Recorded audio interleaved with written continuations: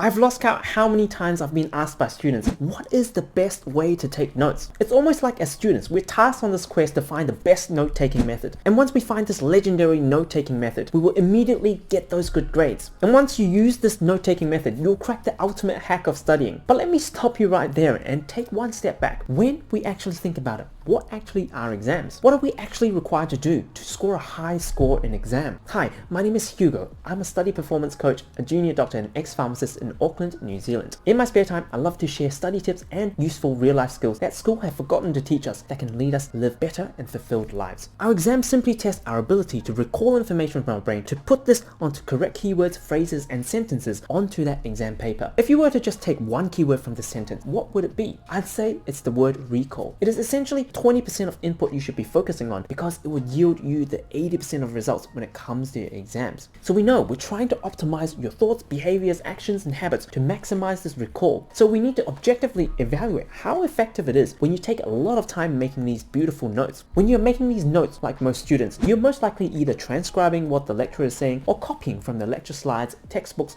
or other resources, especially if you're making these really beautiful notes that gets a lot of likes on Instagram. I love these aesthetically, but boy, this is one of the most time-consuming and inefficient study method. Now, a simple test you can do after handwriting or typing up all of these notes is to close off everything. Have a blank sheet of paper or open a blank Word document in front of you. Start to type or write how much you actually remember in the past hour. If you're like most students that I got to do this experiment with, you would notice that you're lucky to get even 5 or 10% of the learned material back onto this blank sheet of paper. And this is not new information. We know this according to the learning pyramid. What most students do when they're making notes or compiling information is what we call passive studying, which equates to the most ineffective part of this learning pyramid on how much we can retain per hour. So when you just make notes, it's most similar to just listening to a lecture or just reading textbooks. This is why you're most likely only getting 5 to 10% of the material sticking to your brain after this 1 hour study session. Now at the moment you might ask, great, does that mean that I don't need to take any notes at all? And there is some truth in this. I know a lot of med school friends that take 0 notes and still do really well because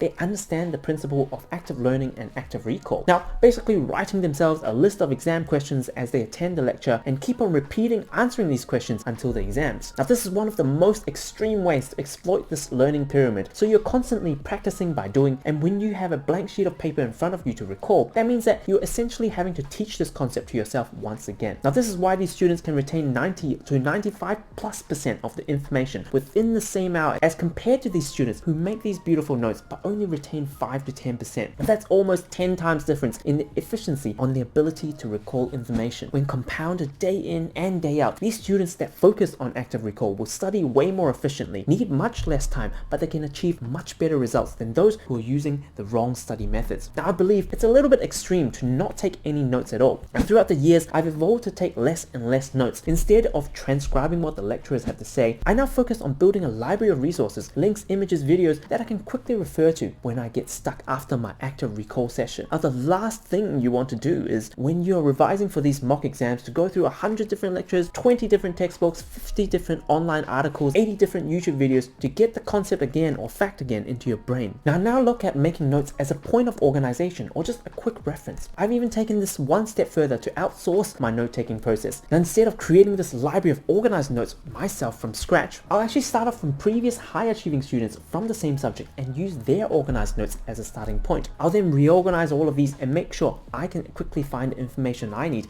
whenever I come to review concepts that I don't understand during my daily active recall sessions. Now, this way I can focus on what is most important, which is the testing and active recall part. But if you are like the old me with some OCD and some trust issues with other students and you want to make notes yourself, then I suggest you take on the Cornell note-taking method during the lectures. Basically separating your pages into 3 main sections. Now, section 1 is where you take your normal notes as main points, bullet points with diagrams. And then section 2 is where you write your cues, meaning the main ideas, concepts, and more importantly, the anticipated exam questions that will come up. So you can use active recall and compile all of this in one main Excel or Word document for all of the lectures. Then in section 3, you have a summary section. So immediately after your lecture, you get yourself to summarize as much information as possible. So it forces you to have an immediate active recall session. So you know which areas you need to look right away and note this down. This is probably one of the most efficient ways that you can take advantage of writing notes to actually help you focus during the class, but also not lose sight of what is most important, which is having these anticipated exam questions to test yourself and to force yourself to summarize without looking at any notes after the lecture. Now, because active recall is the only way to put the most amount of information inside your brain in the shortest amount of time. Now, when you first start to do this, you'll feel like it takes up a long time,